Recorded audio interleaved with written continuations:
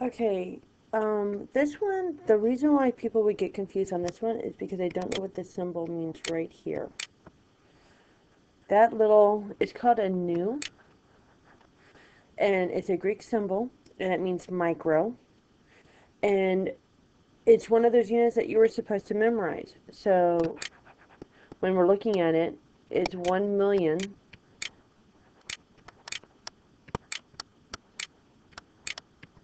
Actually, it's 1 billion micrometers is equal to 1 meter. Or you may have seen it 1 times 10 to the 9th micrometers is equal to 1 meter. Those two things mean the exact same thing. That's where most people get confused on this question. So we're going from 30 micrometers to feet. So let's see what we have as far as meters and feet. We have feet here.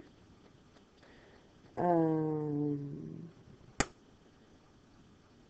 let's say that's the only place we have feet. So we can go from feet to yards.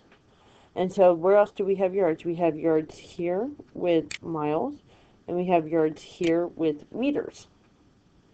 We are going to use this one because getting us to miles, you could actually probably do it, but it's going to be a lot more effort. So, because then you have to go to miles to kilometers and then kilometers to meters. Here we're going to go from micrometers, and we're going to use the prefix conversion factor to get it to meters. And then we go from meters to yards, and then go from yards to feet. Alright, let's begin. We're starting with 30 micrometers. So we have 30 micrometers over 1. We have micrometers on the top of the first line, so I'm going to put micrometers on the bottom. So 1 times 10 to the 9th micrometers. 1 times 10 to the 9th micrometers is equal to 1 meter. So now we have it in meters. So now we need to go from meters to yards. So meters are on top, so I want to put meters on bottom. We have 1 that goes with meters. And then that equals 1.094 yards. And then we need to go from yards to feet. So in 1 yard, there's 3 feet.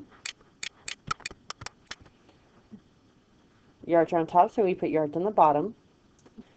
1 goes with yards, and then that equals 3 feet.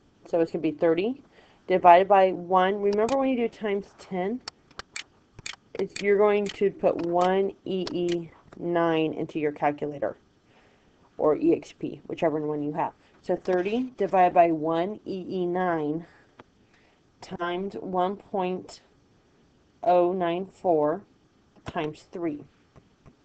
And that should come out to be 9.8 times 10 to the negative 8. Now, because this is 30 here, has one significant figure, we need to round this up. So that 9 becomes 10 times 10 to the negative 8. Well, we want to get rid of that. We want to get rid of that 0. So that means we're going to need to move the decimal place. So that becomes 1 times 10 to the negative 7 instead of negative 8. That one was a bit confusing just because of what to do at the very end here. Another thing you could have done is say, you could take it out of the scientific notation. So it'd be 0.1, 2, 3, 4, 5, 6, 7, 9, 8. And then go ahead and round it. 1, 0. And then move the decimal place over. 1, 2, 3, 4, 5, 6, 7, and that's where you get the negative 7 from, which that might be a little bit easier to comprehend. Okay, that is the answer to number 4.